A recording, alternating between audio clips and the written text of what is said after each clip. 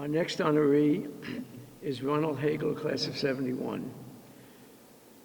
Basketball has always been the sport at Madison. Even though the football games, Madison versus Erasmus, would get 20,000 people at Ebbets Field. But basketball was the sport. And led by the amazing Jeremy Moskowitz, listen to these statistics. His teams from 1939 to 40 won 53 out of 54 games, including a streak of 39 games. During his coaching career, he turned out an endless stream of college and professional players. One of the greatest was Rudy LaRusso, an All-American at Dartmouth and starter on the great Los Angeles Laker teams. But today, we induct probably the greatest basketball player in Madison history. Playing under Coach Tony Constantino, he averaged 26 points a game and was named by the Post as the New York City Player of the Year. No Madison player has ever had that honor. By this time, the colleges were knocking down the doors trying to recruit him. And to everyone's surprise, he went to a rigorous academic school, University of Pennsylvania, an Ivy League school. And he often will tell you that his rigorous training at Madison helped him get through there. His basketball record at Penn was absolutely fantastic.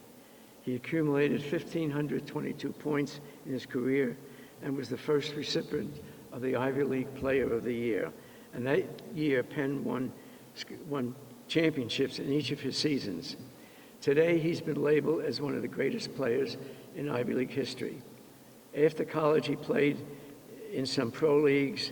However, armed with a strong degree in English, he's had a long high school teaching and coaching career in Philadelphia. Ron Haigler is today remembered as one of the greatest players in Madison and Penn history. Welcome, Ron Haigler.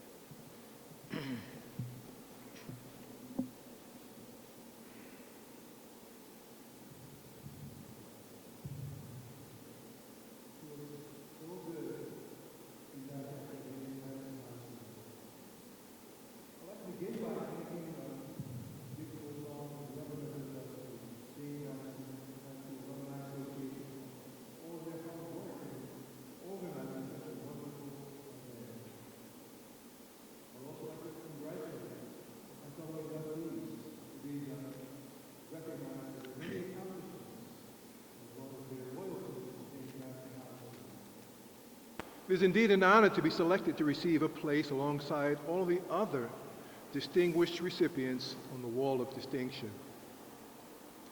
Back in the late 1960s, when I was a student here, it would usually take me about 90 minutes to get from the Rockaway Avenue L stop in Brownsville to arrive at Kings Highway and then walk to James Madison High School. My timing wasn't always the most accurate, and I received plenty of detentions to prove it. In the 51 years since graduation, I have often thought about that ride on the New York City Transit, taking me from one world to another.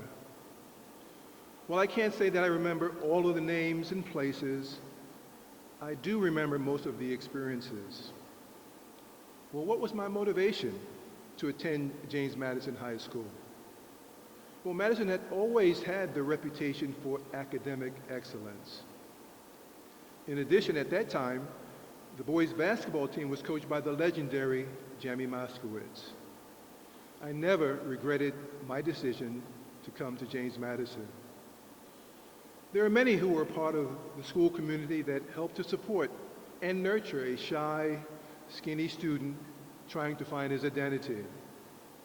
Two names that stand out are Tony Constantino, who took over as boys' varsity basketball coach when Mr. Moskowitz, Coach Moskowitz, retired, and Mrs. Cohen, my senior English teacher. They taught me many life lessons, including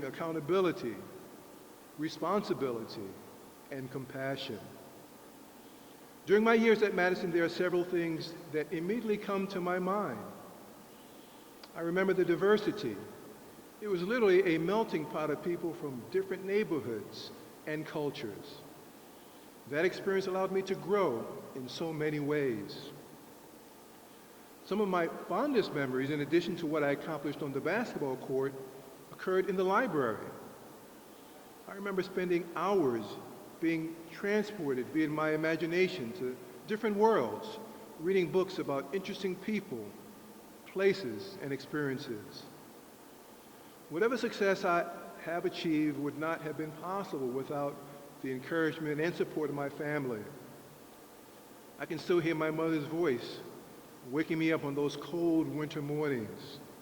"Ronald, wake up. It's time to go to school."